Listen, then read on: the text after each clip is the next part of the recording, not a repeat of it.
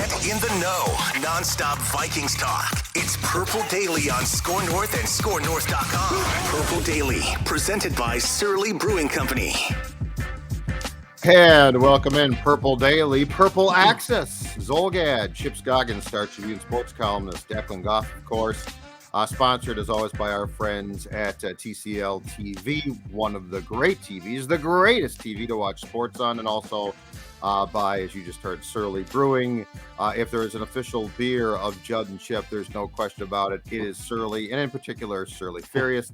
Chip, before we start, just a few words about the Furious experience for you. Judd, I stopped last night, picked up my 4-pack of Tall Boys, and the guy, as he checked me out, says, enjoy that Furious. I was like, oh, I will. And I said, no.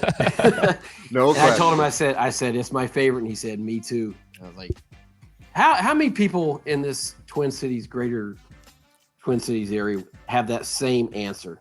Me too. That's my favorite. Yes. My favorite IPA.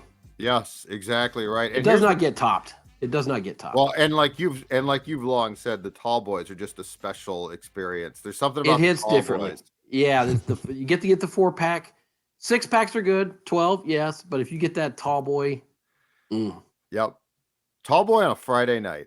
Now that, Surly, that is the way to go. Look at Declan's like, that's exactly that right. Sounds we right. all know what we're doing tonight. Yeah. I'll text you guys when open mind. 9:30. Text us. All right, Chipper, let's get right to it. After much consternation, after being, I guess, bypassed by the guy that might have been their top candidate, Brian Flores hired as defensive coordinator for the Vikings. Just off the bat, what are your expectations with them? Basically, I think it's safe to say they got the last hire where if they had moved on to the next list, it wouldn't have been pretty. I think this is probably perceived, and rightfully so, as a home run hire. Yeah, I thought he would have been my top choice. And I don't know as much about the other guys as I do him, but he was a guy that when you heard that they were interviewing, I'm like, man, he would be a great choice, because could they have a polar opposite in terms of style than what they had last year with Donatel, with what Flores is going to bring? I mean, this seems like it's going to take a while to get the personnel to match what he wants to do, and it may not, he may not have the pieces that he needs to run the defense the way he wants, but at least in philosophy, you're not going to be saying, gosh, they're so passive, they're sitting back and just letting the offense dictate. They're probably going to give up some big plays because of being over aggressive. Yep. I would rather do that, Judd, and take my chances with trying to be the aggressor and trying to dictate to the offense, and put pressure on them and make mistakes, than just sitting back and being so soft with what we saw last year. Now, the thing that I would like to see, because I do agree, and I like the fact that his scheme is aggressive, and clearly Ed, and I don't even think it's fair to say that Ed was trying to run the true Vic Fangio experience, because clearly it was just not good. But the one thing that I think we didn't see, and that I think that Brian Flores hopefully is going to bring as well, is an acknowledgement of, okay, I run a certain scheme, and player X, Y can do it, but player Z might struggle. So you also have to be adaptable and coach that player and use that player, right, to get the best from that guy. Like, that's the thing that drove me crazy, was I never felt that Ed truly said at some point in time, I really like my scheme, but there's certain guys here who have strengths that just don't really fit that. So how can I use them best, instead of saying the old, he's gonna do what he should do, and then it ends up being a disaster. Yeah, and I'm curious to see, because Flores has been a head coach. He's a guy that's getting head coaching opportunities. How much input do you think, or should Kwesi and O'Connell give him in personnel, in terms of draft, free agency, and saying, this is the type of player we want, knowing, if he has a good couple years, that he's probably going to be in the head coaching road, mix for other jobs again. That I don't know how long his tenure is going to be here. I wonder how much say in personnel he's going to have. I would have no problem if he had a say, and I would have no problem, especially if it's a cornerback, right? Because there's a crop of good ones. I would like the guy that Brian Flores thinks is a standout that fits what he does. Yes, I think that's fair. And I think he needs to because, one, we're going to see them blitz a lot, right? When he was at Miami, and I assume this is going to carry over, they had one of the highest blitz rates. Yes. And one of the highest man coverage rates, right? Mm-hmm. And so that's personnel. Do you have that on this roster right now? I'm sure Flores is going to tell them, hey, if we're going to do this, this is the type of cornerback I need. This is the type of edge rusher. This is the type of linebacker. And so I'm curious to see how much of a facelift this defense gets this offseason. And you can't do it all in one offseason, but over the next couple off seasons. Who do you think is, now that we know that he's going to be DC, who do you think is back and who do you think is probably gone? Well, you look at the high price guys. I think Harrison's back now. I mean, I think now it might be a little restructure, but he was, when you start looking at the high price guys, he was in the list of, okay, they got to do something here because I think is this cap hit 19 million. But the way that Flores wants to use defensive backs and move guys around, and I think Harrison would probably fit, with his idea of disguising with kind of the hybrid, different type of roles that guys are going to be able to play in his system. If he's going to blitz a lot, you want to have, where does that put, Eric Kendricks? Where is that, if you're going to create pressure, I mean, the one that's interesting is Zadarius Smith is what he discontinue all, following the Vikings social media stuff. I never really know what to make of that, but right. He's an interesting one because you wonder what the shelf life is, and you wonder if physically, what we saw in the second half of the year where he just was not the same guy, and he has a high price tag. But Judd, I mean, what's plan B? I mean, you got to have pass rushers. Yeah. The question is this too: Does Brian Flores think that he could take a guy like Wanham, like the kid from Pittsburgh, and Jones, and Jones, and does he feel that he could develop them? I think the linebackers are gone because it saves money, and you need to get faster there. I think they're going to have to look hard, and he's going to want this at restructuring Daniil, which, by the way, I'm all for. No doubt. But I think you're right on Smith. So you think Hicks and Kendricks are both gone? Yeah. Yes. I mean, you got to get Osimo on the field, right? Yep. This is a game for, you're talking about this defense has to get a lot faster. Well, he's your fastest guy. You got to get him on the field. And so, I think you restructured Daniil. You think about whether those guys that were the backups at the outside, the rush in guys, if they're ready to make that leap. Right. Well, and they should, and in Jones' case, he should be. He's now going into what, year 4, Chip? 4. This will be year 4 for him. Yeah. Yeah. So he should be prepared to make a leap. The thing that's probably going to be harder for them is in the secondary. What do you do with Pat P? I let him go. I think coverage, if you're talking about man coverage, I think I would probably, because I don't know what kind of price tag he's going. And eventually, as well as he played at times this year, the age thing, and you're just going to lose a step. And it benefited him to play in Donatel's system. Yes, but Cam Dantzler. No. Don't you think that you create enough cap space that your one potential, impact, and I'm not saying superstar, but your impact free agent move is a corner? It has to be, because I got to get one veteran guy back there. Yeah, because if you're gonna move on from Pat Peterson, Cam Dancer, I don't know if he's back. Yep. Booth, you don't know if he's healthy. Booth, healthy. Evans, the concussions. Duke Shelley. I mean, that to me is priority number one this offseason, is figuring out. And I don't know that you can. Like, it means they don't have enough data on Evans and Booth yet to know, are they starters? Can you count on them? And Evans had 3 concussions, Judd. I mean, how do you Booth, how do you account for that when you're planning for your future? I think Booth deserves a chance to compete for a starting job, but he never stays on the field.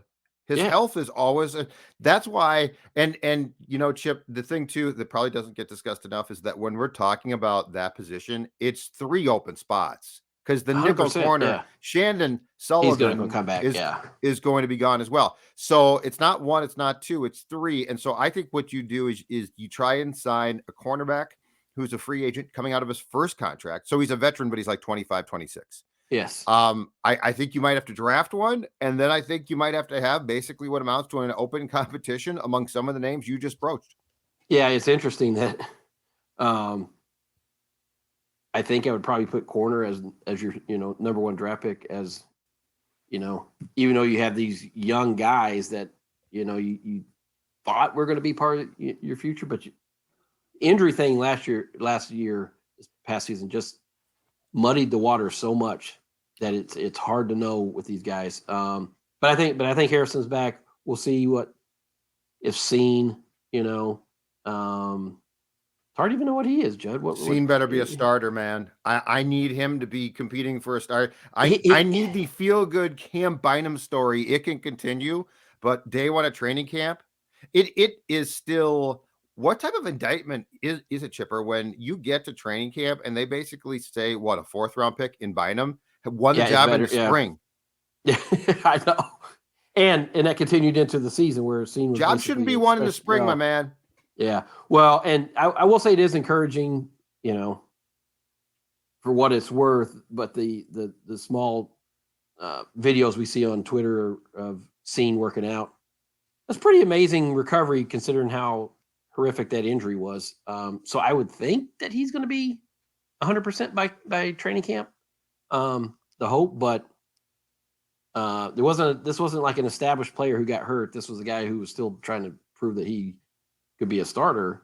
So, but you're right. He needs to be a starter. I just think, man, there are so many questions, whether it's salary, whether it's age, whether it's injuries, whether it's unproven guys with that defense, that it is a one gigantic question mark. And I'm sure Flores, I would love to hear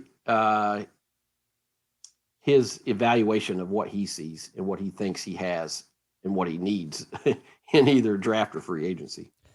Chip, where does Duke Shelley fall on this pecking order for you? As a free agent, he played so well for you down the stretch, but he's undersized. Where does he kind of fall in this? I think a key backup. I would try to re-sign him. I like the way he competed. He makes up for maybe some physical limitations size-wise. With the guy made plays, man, and he played hard and he was on the field.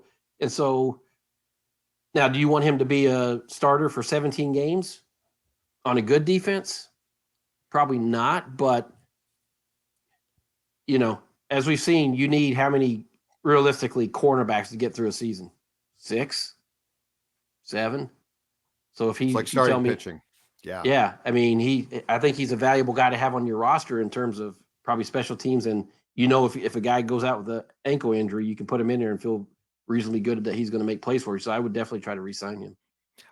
I think the key thing here is this: the corners are going to have to hold up in man, which is going to be a big ask, because you're going to get more sacks, which is great. You're going to get more pressure, which will be good. But the reality is this: there's times that they are going to have to do their job. And that's where you can't bring Pat P back. I think Pat P was disappointed that Ed got fired because P knew that was his ticket out of town here, because he is one guy. In fact, I think it was Chipper. Was it finally the Giants playoff game where they started to exploit him more? And They got him because Yeah. that was the key. Yeah, they went at him. Yeah, it was the playoff game, and I mean, he's just going to be a year older, and I know he works hard in the offseason, keeps it, but it's you're not going to defeat time, and I just think that this is the opportunity to turn that defense over. Yes, I mean, I really do with the veterans that you've had. Yes. Look, they had one of the worst defenses in NFL, so we can blame that all on Donatel if you want, but I think that's misguided if you do. He's a big part of it. But the personnel has to be addressed too. And I just think this is your moment to have that competitive rebuild. Well, I agree completely. And that's the thing too, Chip, and this has changed from our days on the beat to now. I felt like there was a time, and it must have pivoted in the Zimmer years, I guess. I felt like Yeah. there was a time when they were far more apt to make changes. Now, they didn't from 2009 to 10 because they thought that was a Super Bowl team, but Correct. it wasn't a loyalty to players. Yeah. It feels like we've developed, like the Wolves have allowed themselves, because it's got to be them, to fall in love with players. Yeah. I didn't feel like we saw that a ton in our time on the beat, the exception being 2010. And again, I don't think that was a loyalty thing. I think that was a misjudgment of the roster thing. No, that was a run it back. Like you were so close, and Right. That was hey, let's keep this intact and have one more season to run it back. But no, you're probably right, and I don't know why that pivot point is. Is it because the guys that they have here are good dudes?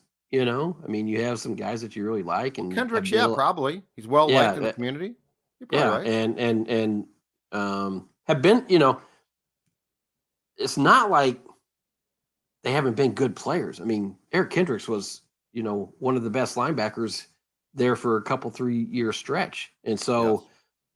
But the old Bill Belichick rule, get rid of them a year too early than a year too late. And it's hard. And I think we saw that with Spielman, that you just become attached to guys that have been productive for you and good players and good citizens. And you're willing to live with slippage in their play because you trust them. It's hard when you have so much trust and equity with a guy to move on. But so I think that's probably been a big part of it. But I just think that, they were not going to do this, turn the page with everything that was going on last offseason and just trying to get, comfortable with your surroundings and the roster. And you wanted to see, what that roster could do, because they do like that roster. But now, even though you win 13 games, I think even in that building, they're realistic that okay, at least defensively, that was fool's gold. You're not going to win 13 games with one of the worst defenses in the league every year. No, and they also, I think, I will say this, and O'Connell is young and he was new, but I think in retrospect, he would probably admit that the decisions made on that side of the ball, just starting with obviously Ed being hired, which none of us thought was going to be the disaster that it sort of was. But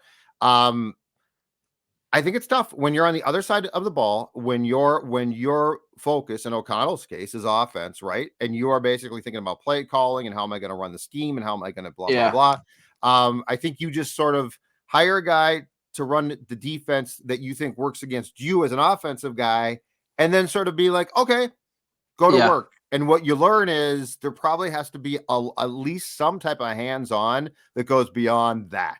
Yeah, and it'll be interesting to see how this works with Flores, because this guy was a head coach, right? So there's more trust in just allowing him to do his thing, and he has a much different personality, I think, than O'Connell, right? I mean, Flores is more kind of he's more aggressive, I think. Like aggressive, kind of cut to the chase, tell you how it is. Yep. So it'll be interesting to see that dynamic, right? But I do think O'Connell will still not be hands off, but the fact that, I mean, you have a guy who's been a head coach and who's been under Bill Belichick for years. I don't think O'Connell's going to meddle too much. I agree with that, but I guess my point is, when you're starting out, like, you've got to get that hire right, and it can't be because, well, this guy worked with Fangio and Fangio's defense is good against my offense. Yeah. So I'm saying at some point in time, and if that clearly does not work, then you do have to step in more, which I think Kevin tried to do, but he probably didn't go as far as he should have. But yes, if Brian Flores is as effective as we think, it becomes a lot simpler. And it becomes now, okay, you're not going to get to December 1st and say, oh my God, it's time for a sit down with Brian Flores, hopefully. Yeah, I agree. And I think, I mean, obviously they must have had a good rapport during the interview process. I want to go back to Daniil Hunter, the thing that you brought up about the restructure. How do you think that'll go over with Daniil? Well, I think it's going to be an extension because he's going into his last year. So it's more than a restructure. He actually has zero guaranteed money left in this last year. So I think he's going to say, I had 10.5 sacks. I really, PFF wise, statistically, advanced metrics did well. I'm just saying, I think that one is worth it because I still think he is a damn good player. I agree. And I think more than anyone, the change in scheme, change in philosophy, change in everything affected him more than anyone. Maybe Harrison, because Harrison wasn't allowed to do the different things but even so, Daniil, he did not look like Daniil until week 13, and some of that might have been just rust from really not having played for 2 years, but I don't like having him drop into coverage so much. He was on pace to, he had one of the fastest starts in sacking the quarterback rushing the pass. Let's maximize his strengths, right? And so, and I think he was, I don't know how frustrated he was privately with having to do new things, but I'm sure he wasn't happy with the production level he was early in the season, No, and Chip, I said this to Phil and Dex as well, but the amazing thing is here. So go and look at 10.5 sacks, his PFF grades, which are actually really good. Yeah. Give me the last guy that you covered where the disconnect between what your eyes told you and what the advanced metrics told you was that wide. Yeah, I saw, it's funny because I forgot what point in the year was, and I was talking to somebody and they're like, it's like, you just don't notice him like you used to. I mean, he's having, I don't want to say he's invisible, but he just never made like splash plays. And the person say, wow, his PFF grade is really high. I'm like, really? Like, yep, I know. I was stunned. I was like, okay, maybe I don't know football, like I'm not seeing this right. I was stunned to hear that, but it just, and I don't know what those grades are based on, but he just didn't make the impact early, Now, later in the season, you saw him show up more, and he was making that impact and affecting the quarterback and getting sacked. So it wasn't the whole year, but early on, it's like, and I think it's as much that how they were him getting used to that scheme and just being a bad fit for it. Maybe, I don't know. Well, but that's where your point is right, which is you've got to use, like, a guy like that has to be used to his strengths all the time. Yeah. You can't be how does it not occur to you after like a quarter of the season and say, we're dropping him back into coverage. One, he's not comfortable, and two, it's not working. It might be disappointment, but it's not working. Adjust. I mean, as late as around December, Chipper, Ed Donatel said it's going to take a year, so let's, no, this is Daniil Hunter. Yeah, it should not take a year. It's not going to take a year. And I think the thing that was so frustrating there was that you were neutralizing him yourself at times. I know. Yeah. And you're right on Smith as well. I mean, Harrison Smith, I think he had like 4 picks because he was always playing deep. But that's not what he does best. Yeah, he moves around it. Yeah. It's like, this just popped in my head when we were talking about this. Just think of the laundry list of big ticket items that Kwesi has to deal with this offseason. That sounds like a Chip Scoggins column to me as well. Well, it's the gears. That's what I'm hearing. That's what I'm hearing. I'm hearing. I see a Sunday. My investment in that $2 paper that day will be a good one. But I mean, the Jefferson extension and You know, I mean, they got to get Thielen figured out here quickly. And oh, by the way, your quarterback, and what's your plan there? And all these veterans that, you know, you basically have to decide cut, restructure, you know, when do you cut them? This is a test for the new GM to see what his acumen is in terms of constructing a roster and making it all work within this, you know, salary cap. In fact, you know what that sounds like, Chip Scoggins? That sounds like a great conversation for next week's Purple Access. So drink yours early, be a good boy, and I'll talk to you then, dude. Thank you. I'll text you tonight. See you. All right, bye.